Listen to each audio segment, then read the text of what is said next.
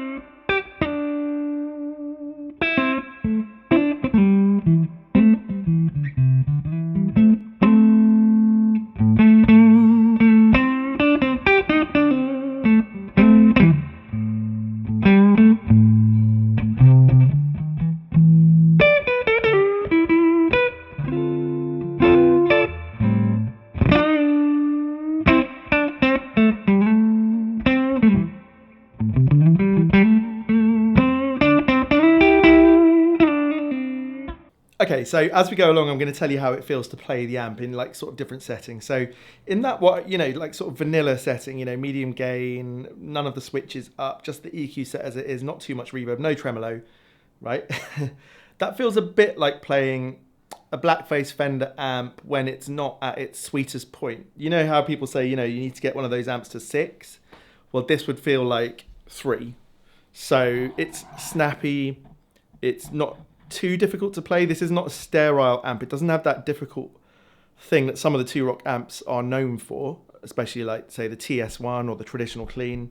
The Traditional Clean I find very neutral to play when it's, well, at most settings to be honest. But this one is not difficult, but it is snappy. It will be a little bit revealing at this point, but we're going to hit that texture switch up. Now what that's going to do is basically introduce a bit more harmonic content without increasing the volume too much. There's a slight gain and it supposedly stiffens it up a little bit, but it's actually nicer to play. And I think this switch is a really useful way of getting that feeling and harmonic content without having to whack the gain or the volume up too much.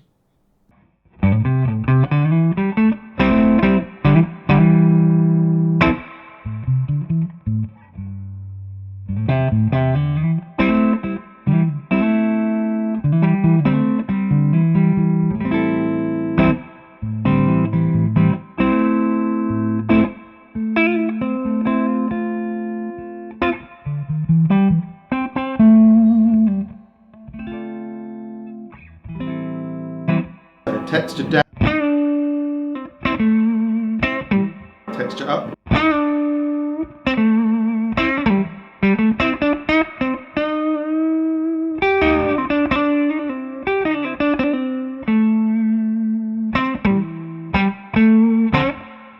Okay, now I'm going to put the bright switch up, and I'm actually finding this bright switch to be really great.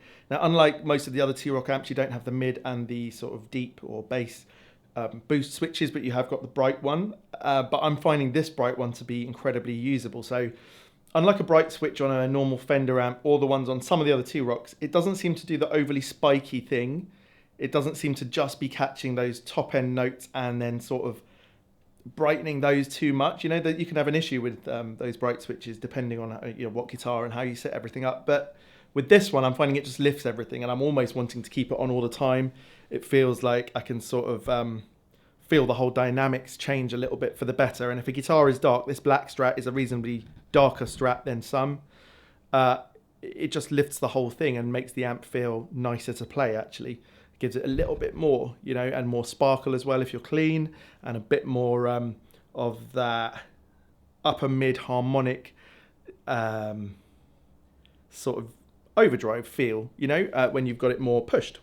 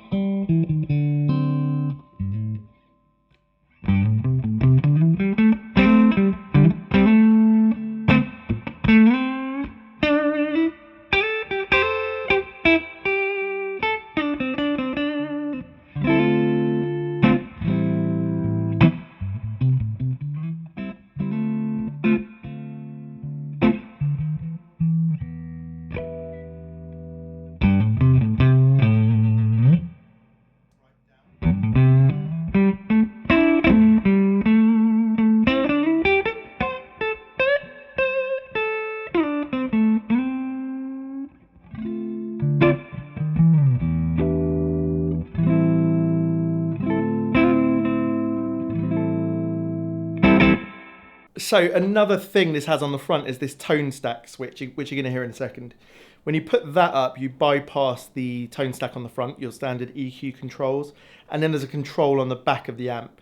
And at the lower setting, which you're going to hear a bit later in this video, just as I take you through them, but basically it's darker at the bottom, brighter at the top, but it's also got more of a lead tone feel to it.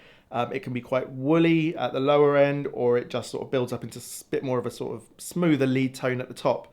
But overall, I really like putting that tone stack thing up, and it's on the foot switch. The foot switch has the tremolo and the tone stack bypass, basically, or you're going into the second tone stack. And that would be great in a gig, instead of using a pedal for your overdrive, you can set that tone stack to be really different to your normal tone stack and use it to your advantage. Makes sense, I hope.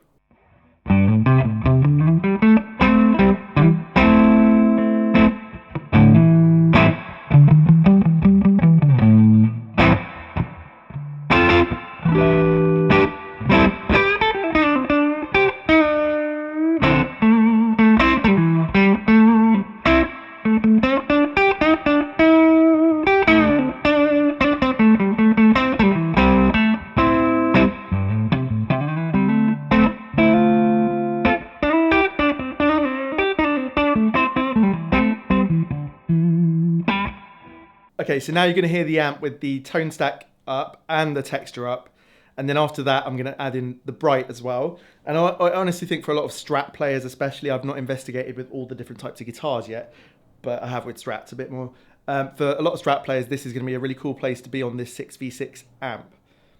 Now, just to mention, I haven't got the 6L6 amp, which I'm a bit, that's annoying really, isn't it? I'd love to have the 6L6 as well. It's different. It's not got a low power mode like this one. It's got a fixed bias or cathode bias setting, which changes the feel of the amp. And it's got a tube rectifier, not a solid state rectifier. And it would be cool to be able to show you everything. I don't know when or if I'm ever going to get hold of the 6L6 one. This would be a good time to add, I am looking for a 6v6 amp. I've currently got a Magnatone Twilighter, which I may keep, but I'm just testing out this 2-Rock and also a Victoria Tweed amp, which is a 6v6. So those videos are going to come as well. There's going to be a lot of amp videos in the next few weeks, whilst I've got a couple of amps on loan from Coda. Anyway, back to the main show. Putting up both the tone stack and the texture gives you a really vibey sort of sound, right? You get that really cool Strat breakup that you get on a 6v6 amp. Now, I don't know if it's going to be night and day with the 6L6, so I shouldn't mention the 6L6 anymore. We'll just stick to this 6v6. I do like the grit and grind you get on a 6v6 amp. You know, it can miss some of the bottom end that you get depending on your speaker cabinet. I've got a mate of mine who's got the 6v6 head with the 3x10 cabinet that you can have, and he's having a bit of an issue with too much bass. So I have actually got that 3x10 cab that I already owned that belongs with this amp because it came with the Joey Landreth one and I kept it. So some point this week I will plug this combo into that and we'll see what goes on with it. There's a lot to do with this amp. I think it's a brilliant amp. There's a lot to play around with on it, which makes it really functional as well as sounding really cool. Obviously we're going to compare it to the classic Reverb as well. I'm sorry, just throwing out all these ideas here, hopefully to tempt you to stay around on the channel for the next few weeks as well. So let's carry on.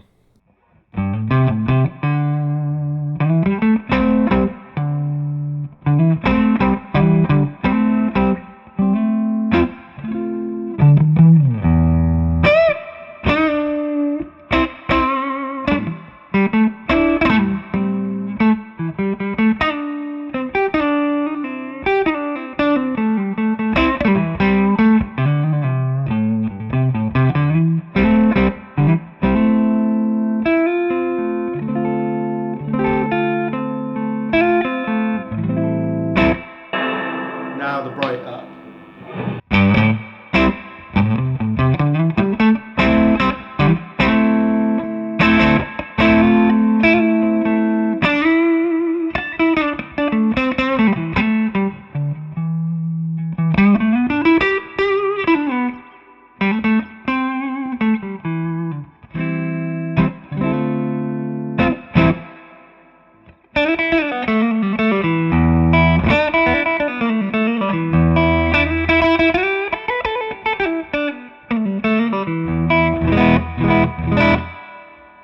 Okay, so I'm about to put the gain up on this amp. I'm going to put it up to 3/4 and you'll notice the decibel meter in the back, which has been there the whole time, is going to go pretty high.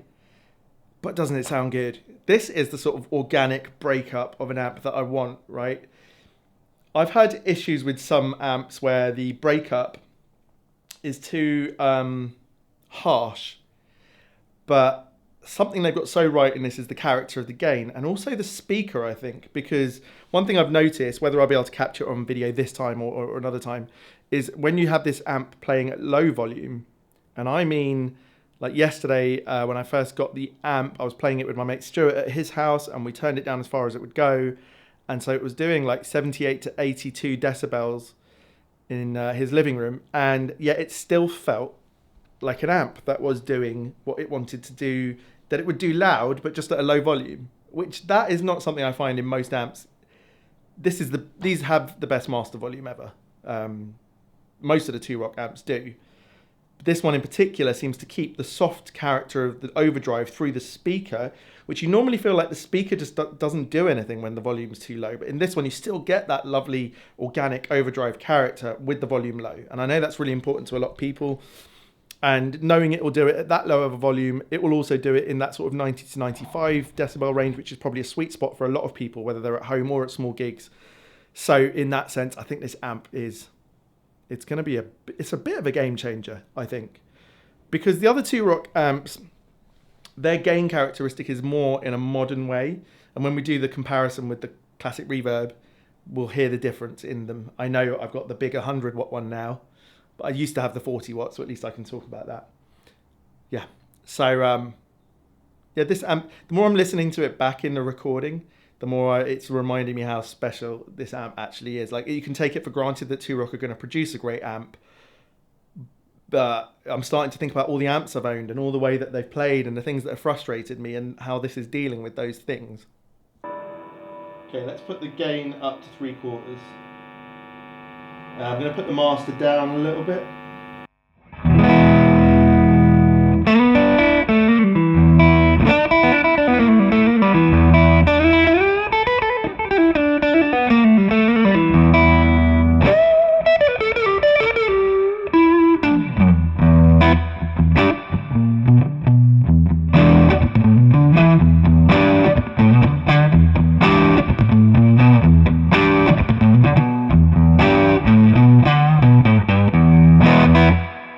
So as I mentioned earlier, we're now going to play around with the tone stack just for a couple of minutes. So on the back of the amp, there is a knob that basically turns the tone stack from its darkest position up to its brightest, and it sort of gets from woollier to tighter. And I'll just show you in a few different positions. I think this is really useful, you know, with the foot switch. So you can set it to be quite different to your normal setting, and it gives you a bit of a boost as well. Okay, so now let's work the other way. So keeping the gain up there, let's put the tone stack back down. Tone stack up. Put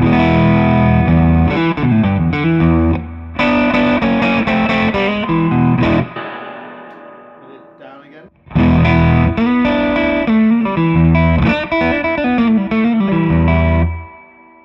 Now I'm going to put the tone stack at the back all the way up and put it back on.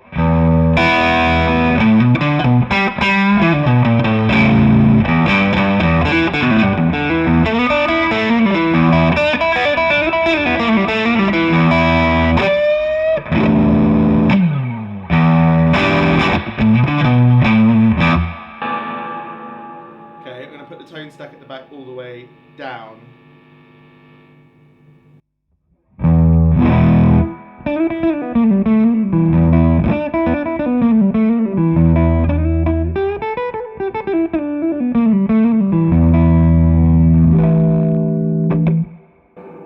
So it seems like the tone stack affects the output, but also the EQ, because that was, you know, you lose a lot of the sort of upper and upper mids. And if I put it, look, this is the lowest, quarter, half, 3/4, full on, and I think I'd roll it back to sort of 2/3.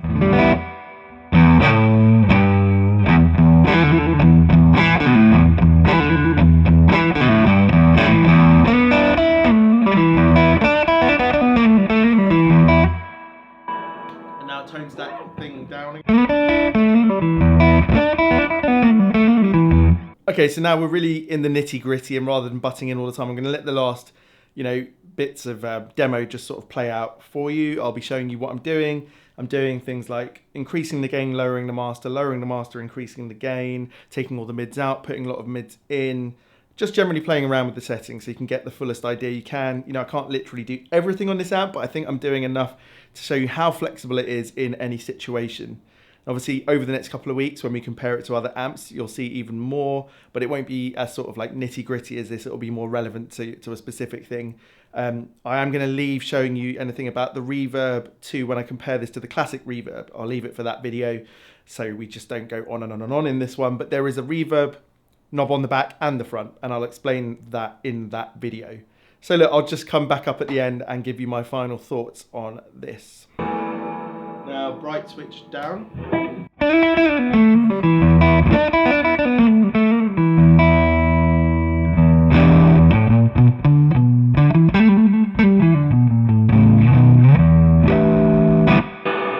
Okay, now the texture switch down.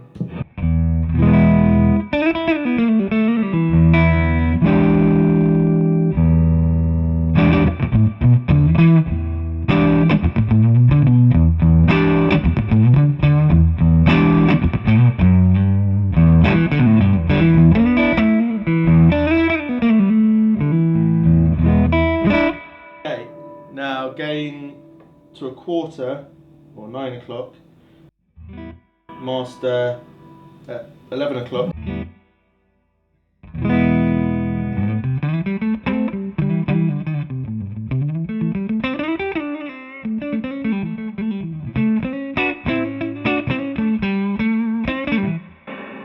So it's more sparkly, but you lose a bit of feel without the gain being up enough. But it can do that clean thing. What I want to do now is whack that master up to sort of 3/4.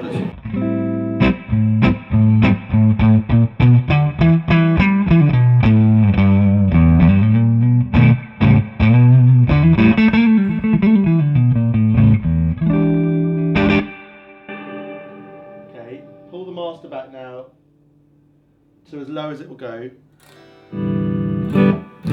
Okay, put the gain up to 3/4.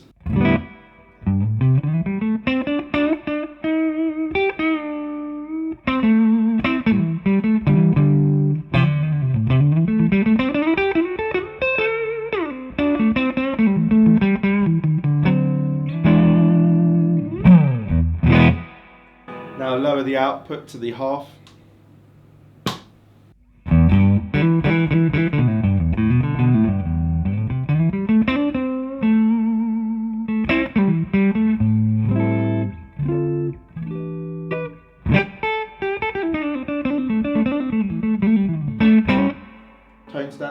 Texture up.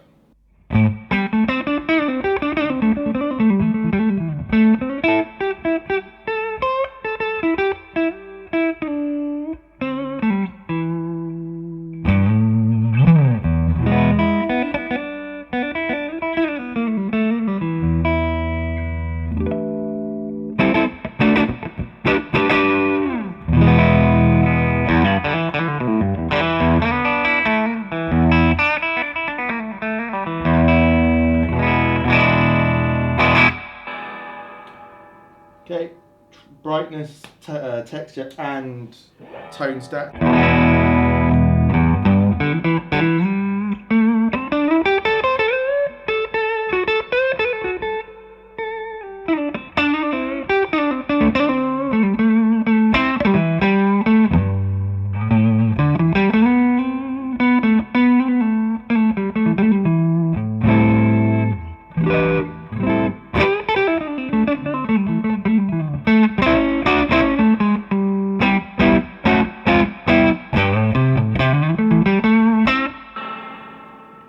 Bright switch down.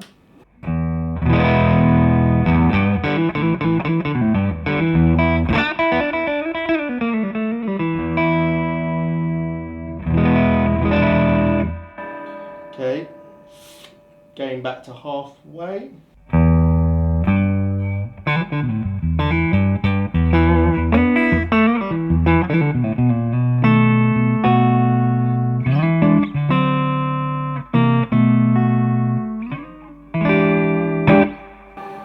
Okay, put the master back up slightly. I prefer it in the full power mode. Okay, I'm going to knock out all the mids.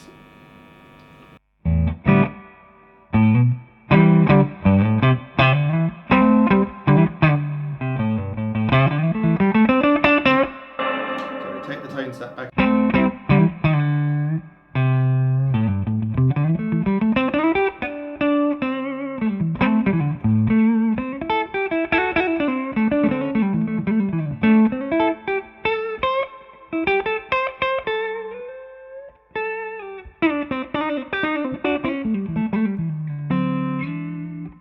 Okay, now mid's 3/4 of the way up.